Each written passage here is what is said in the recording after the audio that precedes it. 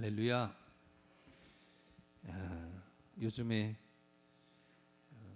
가장 많이 찾아오는 불청객이 있습니다. 감기. 제가 당첨이 됐습니다. 그것도 아주 심하게. 그래서 오늘은 여러분과 악수를 하지 않습니다. 이해해 주세요. 네, 감사합니다. 오늘 신목사가 오늘 악수 안 하는데 뭔 삐졌나? 이렇게 생각하시면 아니 됩니다. 제 감기 올묵까봐 여러분에게 먼저 미리 말씀드리는 겁니다. 지난주가 우리 38주년 창립기념주일로 이렇게 보냈는데, 이어서 우리가 마음에 이제 소망을 담고 우리 교회를 어떻게 부흥할까, 부흥시킬까, 또 어떻게 부흥하는 것이 옳은가, 성경에서는 어떤 교회가 건강한 교회로서 인정받고 있는가라고 하는 여러 가지 생각들을 해보면서 찾아본 결과, 바울이 아주 작은 교회, 신생교회이지만 자랑하면서 그들의 믿음을 아주 견고히 섰다. 특별히 고난과 역경 속에서도 잘 일어나는 교회로 소개하고 있는 교회가 오늘 본문에 소개하고 있는 데살로니가 교회입니다. 이 데살로니가 교회의 이 오늘 본문은 두 번째 바울이 데살로니가 교회에게 전하고 있는 편지인데요. 특별히 바울이 이 데살로니가 교회에게 편지를 보내면서 어떤 마음을 전했냐면 감사한 마음을 보내요. 이게 발송한 이유를 보면 그 데살로니가 전서를 읽고 나서, 먼저 읽고 난 이후에 성도들이 변한 내용이 있습니다. 그것이 오늘 3절 이하에 나타나는 현상인데, 전제는 이 데살로니가 교회에, 혹은 이 데살로니가 교회가 태상을 하고 나서 나타난 주변의 영적인 상태가 많이 어려웠다는 겁니다.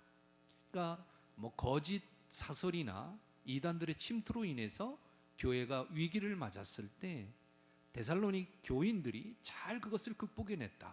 그래서 바울에게는 이제 기쁨이 있다는 거예요. 여기에 보니까 우리는이라고 하는 단어를 사용합니다. 이것은, 우리는이라고 하는 것은 뭐냐면, 바울 역시도 멀리에서 너희들을 바라보는 것이 아니라 복음 안에서 같이 고난을 겪고 있다라고 하는 말로 같이 너희와 함께 있다, 이런 표현을 쓰고 있는 거예요. 이 거짓 가르침으로 인해서 성도들이 지금까지 바울이 목숨을 걸고 가르쳤던 하나님은 누구이고, 예수 그리스도는 누구이고, 또 성령님은 누구이신가, 우리가 어떻게 신앙 안에서 살아야 되는가 라고 하는 목숨 걸고 가르쳤던 이 신앙에 흔들림이 있을 것 같은 바울의 그런 생각에, 그럼에도 불구하고 그러한 위협 속에서도 잘 견디어낸 이 데살로니가 교회에게 바울이 감사한 마음으로 또 이렇게 칭찬하는 모습이죠. 이 데살로니가 후서, 특별히 오늘 본문의 내용 중에 6절에서부터 10절까지를 보면 어떤 말씀이 있냐면, 하나님이 성도들을 위해서 공의롭게 행사하리라 라는 약속이 담겨져 있습니다. 여기서 공의롭게 행사하리라고 하는 것은, 너희들이 신앙 안에서 굳게 섰을 때 그것에 대해서 하나님께서는 올바르게, 악에 대한 것은 악에 대해서 심판하겠지만 의롭게 행한 너희들에게는 하나님의 약속으로 너희들을 지킬 것이다 라고 하는 분명한 약속이 담겨져 있는 거예요. 이 바울이 데살로니 교회에 대한 사랑, 너무나도 컸다는 것을 알 수 있죠. 그 이유는 앞서 말씀드렸던 것처럼 그들이 성숙한 신앙을 갖고 있었다는 것, 그리고 이 편지를 쓰는 내용은 그 성숙한 신앙의 믿음을 잃지 않기를 원하는 마음으로 편지를 썼다는 거죠. 저와 여러분이 오늘 이 본문을 보면서 데살로니가 교회를 바라보면서 우리도 지금 이 시대가 어떻게 보면 위기라고 저는 봅니다. 한국 교회의 위기.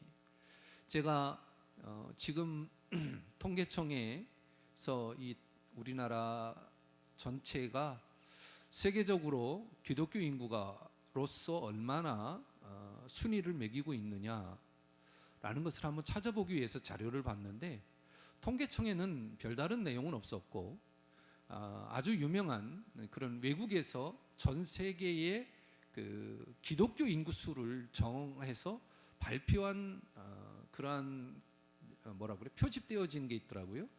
1위가 어디냐면 100%였습니다. 바티칸. 바티칸은 로마에 있지만 거기는 하나의 나라로 형성이 되어져 있기 때문에 분명히 이탈리아와는 이렇게 분리되어져 있어. 바티칸은 100% 그리스도인. 물론 여기에는 캐톨릭과 이 개신교가 포함이 된 거고. 그럼 우리나라는 어떨까? 몇 위 정도 되실 것 같으십니까? 2024년도에 발표된 건데 31위였습니다.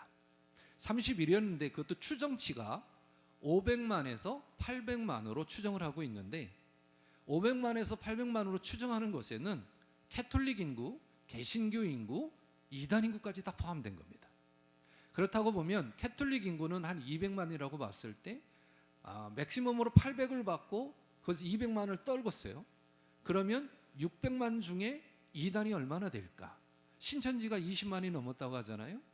그리고 하나님의 교회가 100만이 넘었습니다. 그러면 개신교는 얼마나 될까요? 여러분 우리가 천만 성도 했잖아요. 그게 불과 얼마 되지 않았어요. 이만큼 우리는 위기 속에 살고 있다는 거예요. 제가 깜짝 놀랐어요. 그래도 모르긴 몰라도 한 10위권 안에 들지 않았을까? 국민 지수로 보니까 26.7%인가 됐고요. 일본이 6.7% 정도 됐더라고요. 이게 보니까 너무나도 말이 안 되는 겁니다. 이게 우리가 알게 모르게 이 우리 하나님을 믿는 이 주의 백성들이 이처럼 많이 없어졌구나. 이게 우리 한국교회의 위기다라고 생각을 했어요.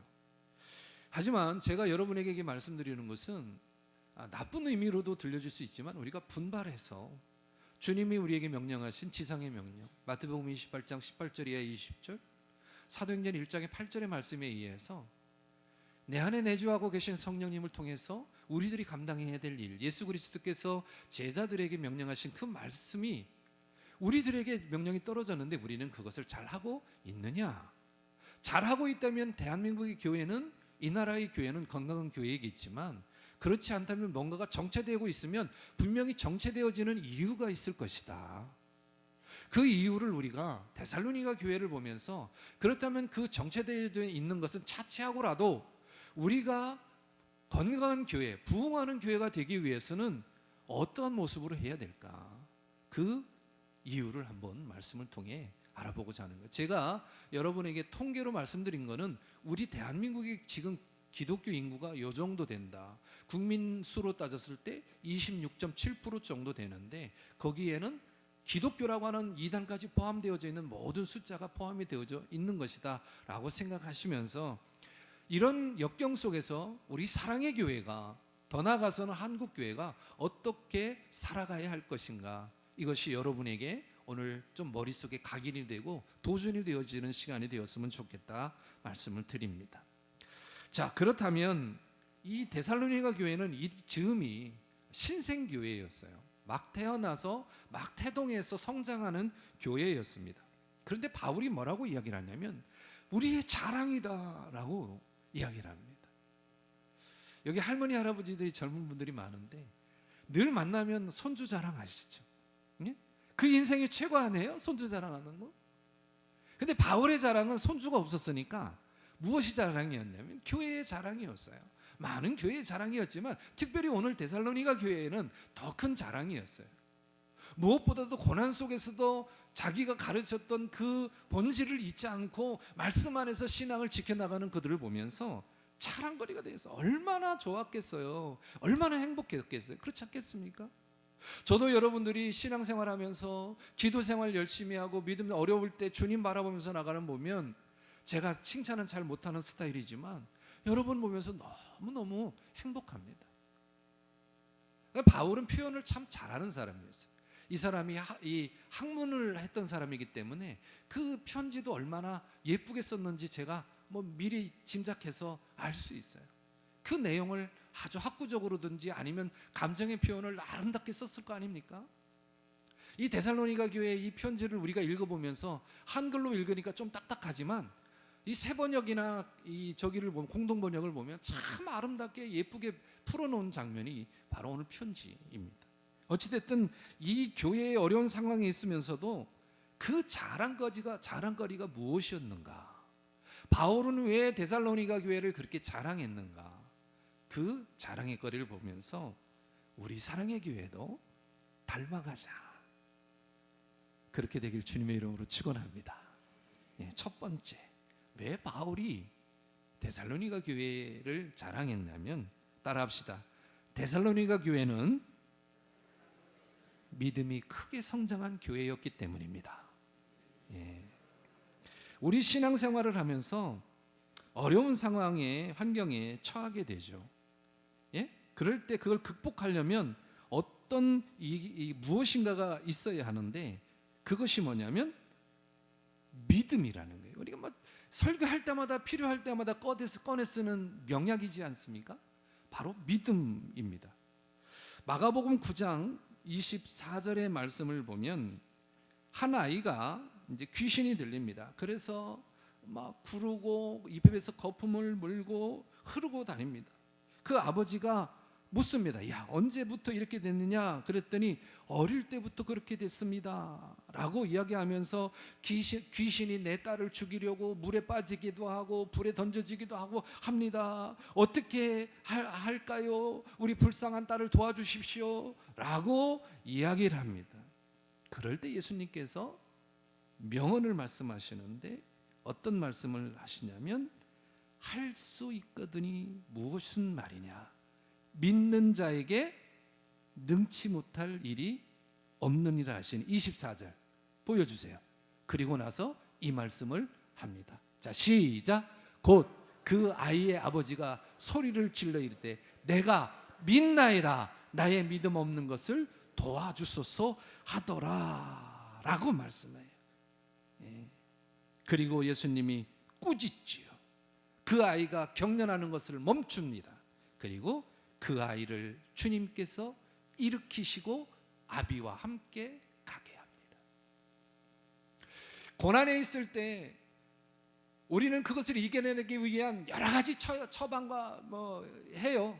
여러분 저처럼 아프면 가서 병원에 가서 약 타잖아요. 그런 것처럼 우리의 믿음에 어떤 병이 걸렸을 때 가장 먼저 해야 될 것은 뭐냐면 우리가 그것을 하나님께 아뢰는 거예요. 그런데 여러분, 우리가 누구에겐가 그것을 알린다고 하는 것은 그냥 되는 게 아니에요. 믿음이 필요하다는 거예요. 극복하려면 큰 믿음이 필요한 거죠.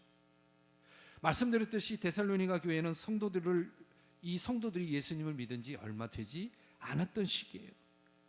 그렇기 때문에 이들이 겪는 핍박과 고난은 오랜 경험을 한 그런 사람들에게는 그저 그러한 것으로도 느껴질 수 있는 고난이겠지만, 처음 겪는 이들에게는 어마어마한 물리적인 힘과 영적인 도전 앞에 어떻게 할 바를 알지 못할 수 있었을 거예요.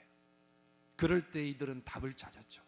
바울에게 배운, 바울의 가르침을 받은 오직 예수, 믿음, 이것만이 우리를 지키고 우리가 살아갈 길이다라고 이들은 다짐하고 있었던 것으로 확신합니다. 데살로니가 후서 2장 3절에 보면 이런 말씀이 있습니다. 오늘 말씀 속에 옆에 한번 같이 보겠습니다. 시작.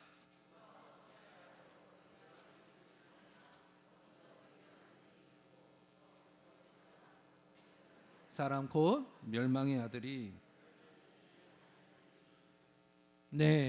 이르게 하라니.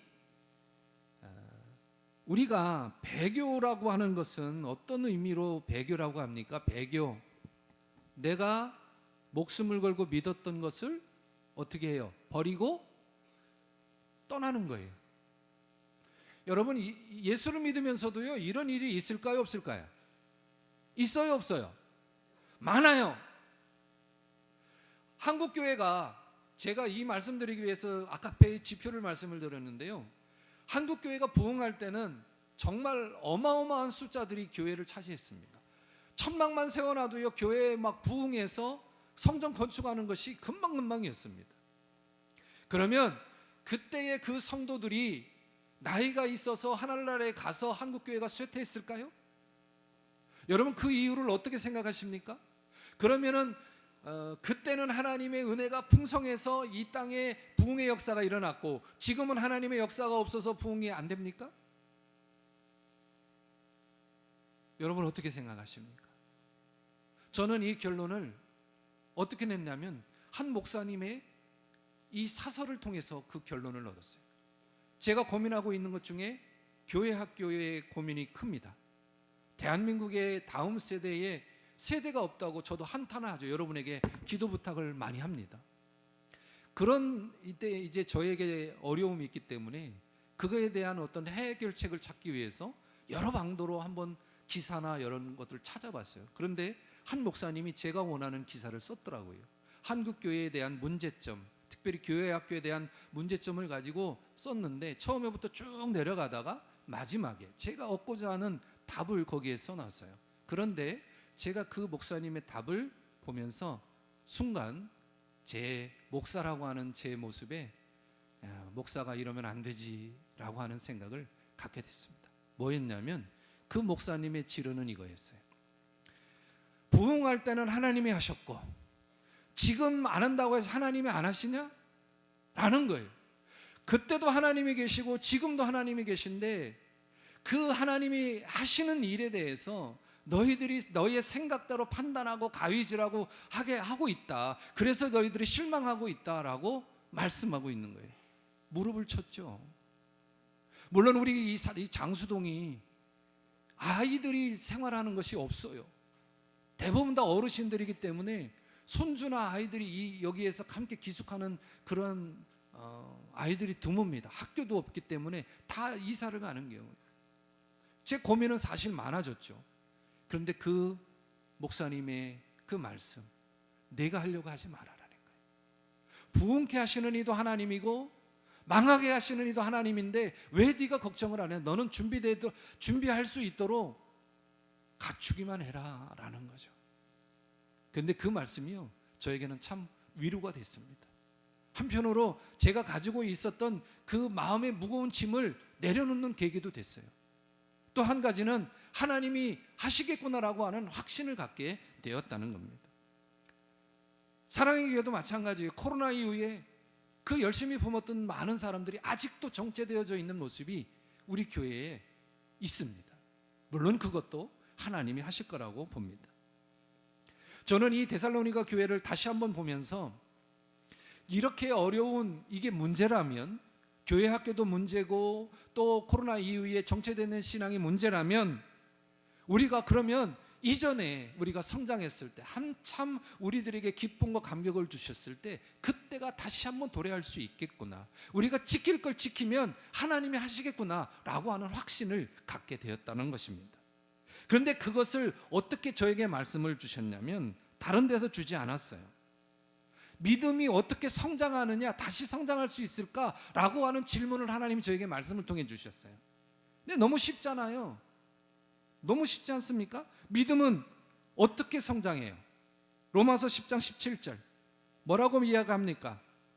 그러므로 시작. 그러므로 믿음은 들음에서 나며 들음은 그리스도의 말씀으로 말미암느라. 그렇다고 본다면 내가 걱정하는 것은 말씀을 믿지 못했다는 거예요. 우리의 염려, 근심, 걱정을 하는 것은 말씀을 의지하지 못했다는 거예요. 여러분 혹시 여러분의 삶에 여러분이 가지고 있는 고민이 있으십니까? 왜 없겠어요? 많죠.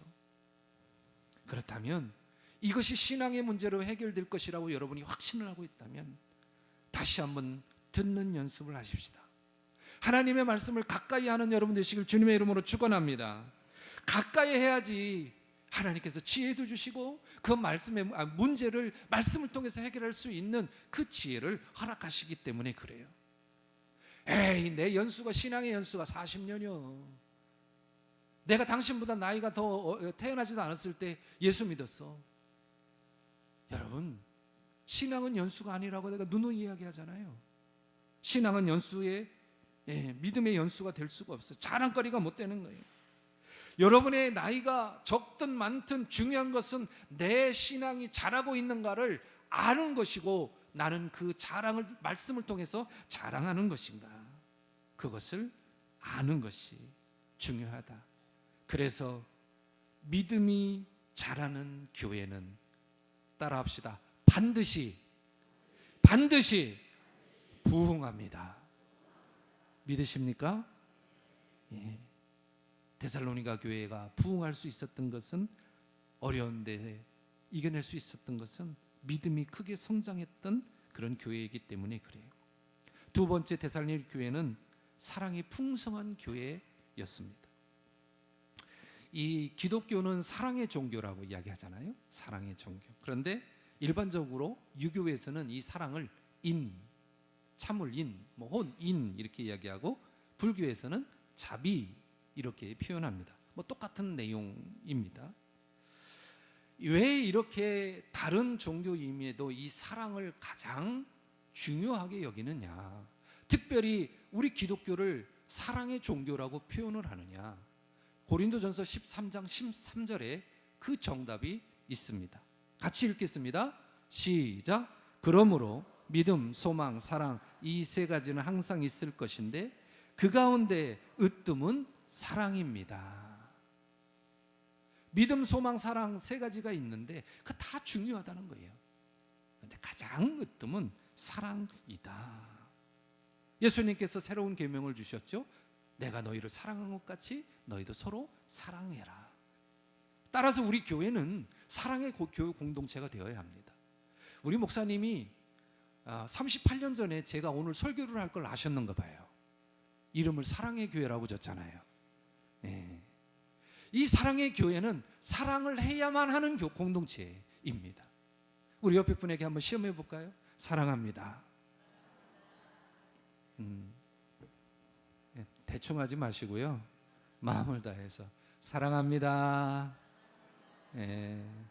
고개를 왼쪽으로 돌리시는 분은 부부이거나 사이가 안 좋으신 분은 그렇습니다. 저는 우리 교회가 너무 좋아요. 너무 행복합니다. 왜 그러냐면 여러분이 있어서 좋아요. 사랑할 수 있는 대상이 많다는 게 여러분 얼마나 행복한지 아세요? 여러분 사랑하지 않으면, 여러분 내가 저 사람 싫어, 내가 저 사람 미워 하는 것도요 표현이에요. 근데 가장 불행한 것이 뭔지 압니까? 침묵이에요. 여러분 내가 저 사람 싫어하는 것도요 그 사람에 대한 감정을 표현하는 거예요. 그런데 나의 저 사람에 대해서 그 어느 것도 이야기하지 않는 것이 얼마나 불행인지 아십니까? 여러분 좋으면 좋다고 표현해 주시고 싫어도 좋다고 표현해 주시길 바랍니다. 우리가 살아가면서 서로 사랑할 수 있는 기회가 그리 흔치 않아요. 여러분 인생을 살면서 사랑이라고 하는 단어를 사용하는 기간이 시간으로 따지면 얼마나 될까요?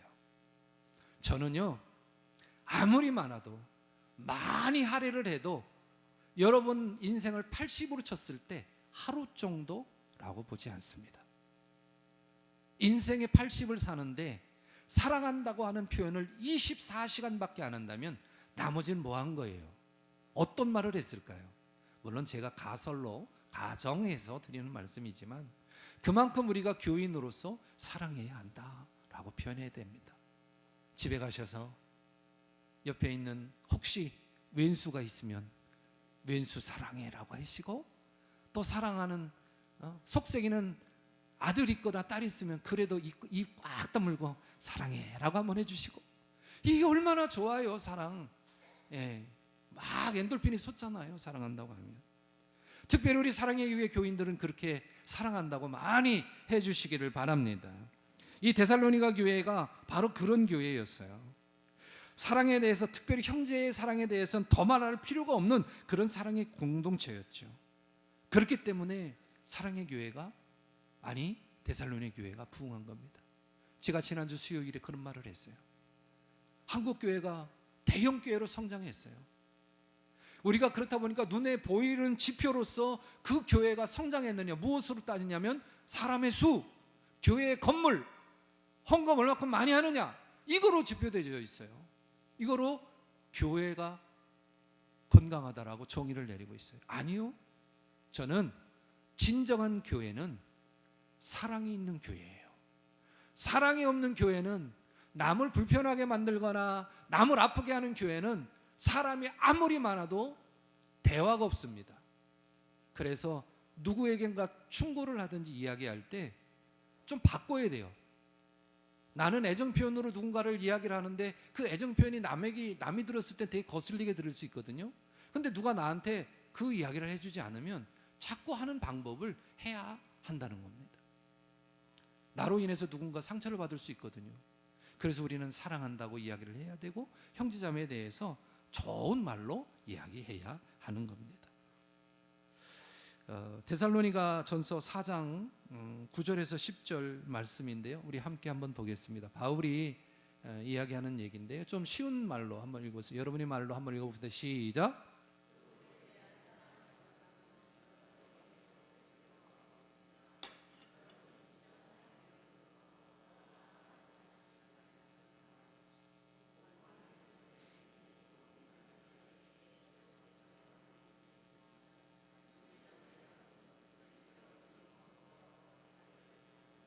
네, 앞으로 돌려줘 보세요.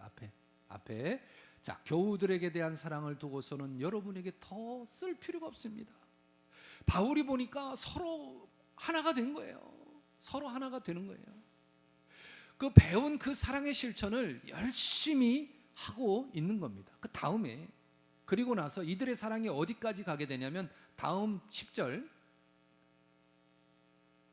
그 다음에 온 마게도니아로부터, 교회에 있는 것도 사랑의 실천이지만 더 나가서 이 마게도니아 지역에 어떤 교회가 있었냐면 빌립보 교회도 있었고 베레아 교회도 있었어요. 그 사랑의 실천을 함께 나누는 그런 교회로서 모범을 보여주었다라고 바울이 이야기하고 있는 거죠. 오늘날 많은 사람들이 여러 목적으로 교회를 다니시는 분들이 있어요. 그러나 서로 사랑하기 위해라고 하는 목적을 가지신 분들이 과연 얼마나 많을까? 이것 또한 우리가 고민해야 하는 말입니다. 여러분이 지금 성전에 나와 있어 주예전에 나와서 예배를 드리지만 여러분 주예전에 나올 때 분명히 그 목적을 갖고 나올 수도 있어요. 그 목적이 여러분의 개개인에 다 다를 수도 있지만 사랑 위에, 서로 사랑하기 위해라고 하는 목적을 갖고 온 사람이 얼마나 될까? 한번 이것은 우리가 곰곰이 생각해 보아야 합니다. 이 데살로니가 교회를 보면서 우리가 한번 깊이 묵상해야 되는 부분이기도 해요. 여러분, 진정한 사랑을 나누는 교회 공동체 모임이 점점 힘을 잃어가고 있어요. 한국 교회가 큰 교회로 몰려가고 있어요. 교회의 부흥은 다른 데서 일어나지 않아요. 건물로요. 어느 혹자는 그런 얘기를 하더라고요. 한국 교회가 결말에 가서는 작은 교회끼리 흡수통일을 해서 결국에는 큰 하나의 바티칸처럼 될 것이다. 이렇게 정의를 내는 목사님도 있더라고요. 그게 혹여 맞을지는 모르겠으나 그게 진정한 교회의 모습은 아니라고 저는 생각을 합니다. 한국 교회가 건강하려면, 특별히 우리 사랑의 교회가 건강하려면 사랑하는 교회, 이름처럼 사랑하는 교회가 되어야 합니다. 서로가 서로를 사랑해주고 아픔을 위해 함께 나누고 고난 속에서도 그 역경을 이겨낼 수 있도록 같이 공감하고 동참해 줄 수 있는 그런 사랑의 교회, 교인들이 되어야 합니다. 그럴 때 하나님은 우리 교회를 축복해 주시는 것입니다. 여러분, 하나님이 사랑하는 교회, 바로 하나님을 사랑하고 이웃을 사랑하는 교회, 그리스도를 증거하는 교회가 건강한 교회입니다. 마지막 세 번째, 데살로니가 교회에서 우리가 배울 수 있는 것은 바로 인내하는 교회였다는 겁니다. 어떤 호주인이 우리나라에 와서, 봄이겠죠, 개나리가 피었으니까 그 개나리가 핀 꽃을 보면서 너무 아름다워서 이제 그것을, 원래 사실은 그 나무 같은 거를 반출을 못 하잖아요. 사실 우리나라에서 피는 걸 반출을 못 하게 되는데 그것을 어떻게 우여곡절을 걷고 일부의 나무를 가지고 가서 호주에 심었답니다. 근데 우리나라에서 통상적으로 이제 4월에 5월에 이제 진달래 필 무렵에 이제 그 개나리가 피는데 안 피는 거예요. 한국에서는 피었는데 왜 우리나라에서는 안 필까? 이 사람이 그 이유를 여러 통로로 알아보니까 한 가지 답을 얻게 됐는데, 저도 사실은 몰랐던 것인데, 이 개나리가 노랗게 필 수 있는 조건은요, 혹독한 겨울을 지나야만이 그 개나리가 꽃을 핀다고 합니다. 그러니까 우리나라는 이 사계절이 아주 뚜렷하잖아요. 덥고 춥고 따뜻한 이 사계절이 뚜렷한데, 아마 호주에도 추운 데도 있겠고 뭐 더운 데도 있겠지만, 이 우리나라에서 이 개나리 나무를 가져간 그 사람이 사는 데는 그냥 온화했던 것 같습니다. 그래서 그 더 추운 겨울을 겪지 않았기 때문에 잎만 무성하게 폈고 꽃은 피지 않았다, 이렇게 결론을 내렸다고 합니다. 이 데살로니가 교회가 바울에게 인정받고 칭찬받았던 이유 중에 하나가 바로 이 혹독한 겨울을 지나야만 꽃을 피는 개나리처럼, 이 바울도 그를 칭찬하는 이유가 이들의 믿음이 그 고난 속에서 이겨내고 극복했기 때문에 이들이 피어나는 그 열매가 더 남들에게 자랑스럽고 아름답게 보였을 것이다 라는 거예요. 데살로니가 교회는 믿음이 자라고 사랑이 풍성한 교회였어요. 그렇다면 데살로니가 교회는 평화로운 공동체였을까요? 외적으로는 고난과 역경이 있는데 그들이 평화로운 공동체였을까요? 내부적으로는 그랬을 것이다. 아니, 그랬다는 거예요. 서로 하나가 되고 환난과 핍박과 그 인내로서 믿음이 더 견고하게 성장했던 공동체였기 때문에 그렇습니다. 저는 지금 한국교회가 그렇게 정의를 하고 싶어요. 한국교회가 위기라고 본다면, 그렇다면 하나님은 그 위기 속에서 반드시 한국교회를 다시 일으켜 세울 것이다. 우리가 준비하고 있으면 우리를 통해서 하나님은 반드시 다시 한번 이 땅 가운데 일으켰던 기독교 역사, 전 세계 기독교 역사에서 유일무이했던 그 부흥의 역사가 다시 한번 이 시대에 일어날 것이라는 확신을 갖게 되었다는 겁니다. 우리가 먼저 준비하고 있을 때 가능한 것이지만 말입니다. 데살로니가 평화의 공동체였던 것은 그들이 실족하지 않았기 때문에 그렇습니다.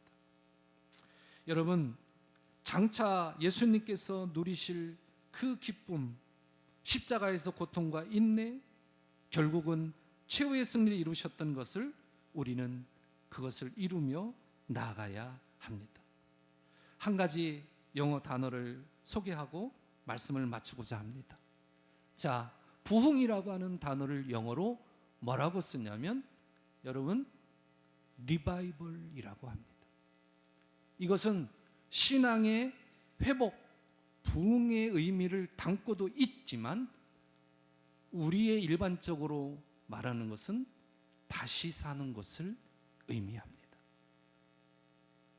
우리가 부흥하기를 원한다면 신앙의 회복이 있어야 하고, 다시 주님의 구원을 받은 백성으로서 우리가 다시 살아야 한다.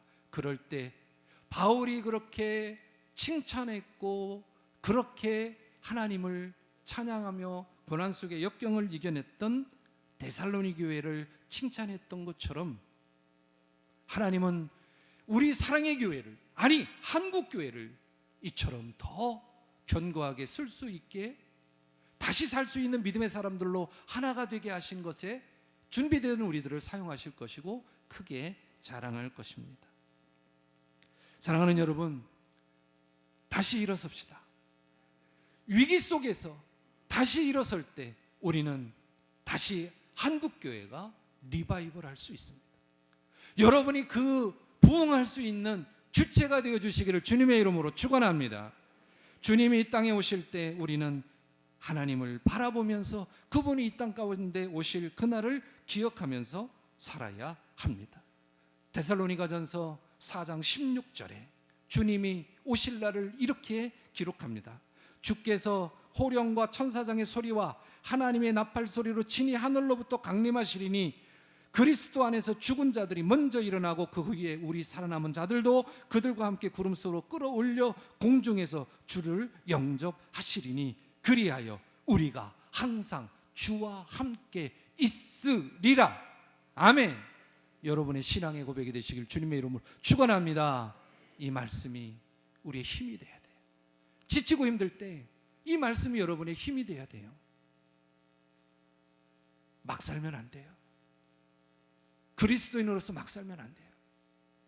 생각, 정신,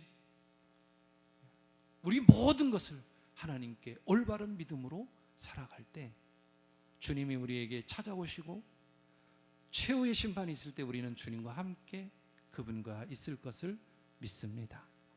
우리 사랑의 교회가 데살로니가 교회처럼 칭찬 듣는 교회가 되기를 주님의 이름으로 축원합니다. 기도하겠습니다.